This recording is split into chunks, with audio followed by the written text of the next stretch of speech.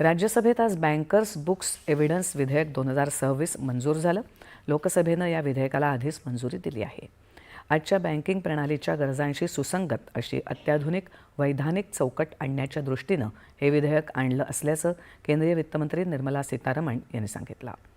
Bankers books म्हणजे banking व्यवहारांच्या पुराव्यांशी संबंधित कायदेशीर तरतुदी अधिक भक्कम आणि कालसुसंगत करणं असा या विधेयकाचा उद्देश आहे, असं त्या म्हणाल्या. बँकर्स बुक्समधील इलेक्ट्रॉनिक किंवा डिजिटल नोंद पुरावा म्हणून ग्राह्य, वैध आणि कायदेशीररित्या अंमलात आणता येण्याजोगी असेल अशी तरतूदही यात करण्यात आली आहे. विधेयकावरच्या चर्चेला उत्तर देताना हे विधेयक सुधारणावादी पाऊल असल्याचं सीतारामन यांनी म्हटलं. यामुळे देशाला अधिक वेगानं पुढे जायला मदत होईल, असं त्यांनी नमूद केलं. बँकर्स बुक्स एव्हिडन्स कायदा 1891 मध्ये करण्यात आला होता. त्यावेळी बँकिंग व्यवस्था पूर्णपणे कागदा आधारित होती, याकडेही त्यांनी लक्ष वेधलं. देशाचे बँकिंग आणि आर्थिक व्यवहार आता मोठ्या प्रमाणावर डिजिटल माध्यमांद्वारे केले जात आहेत.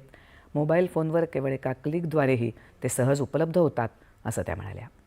देशाची कायदेशीर चौकट या तांत्रिक प्रगतीशी सुसंगतपणे विकसित होणं अत्यावश्यक आहे, असं त्यांनी नमूद केलं.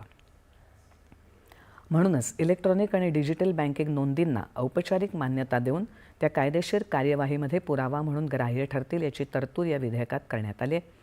तसंच प्रमाणीकरणाची प्रक्रिया आणि प्रमाणित करण्यात आली असून हस्तलिखित, डिजिटल आणि इलेक्ट्रॉनिक स्वाक्षरीद्वारे प्रमाणीकरण करण्याची मुभा देण्यात आली आहे. विविध पक्षाच्या सदस्यांनीही या विधेयकावरील चर्चेत भाग घेतला.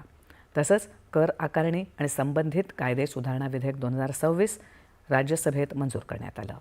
पेमेंट आणि सेटलमेंट प्रणाली 2007, प्राप्तिकर कायदा 2025 आणि वित्त विधेयक 2026 या तिन्हीमध्ये सुधारित तरतुदी कर आकारणी विधेयकात समाविष्ट करण्यात आल्या आहेत.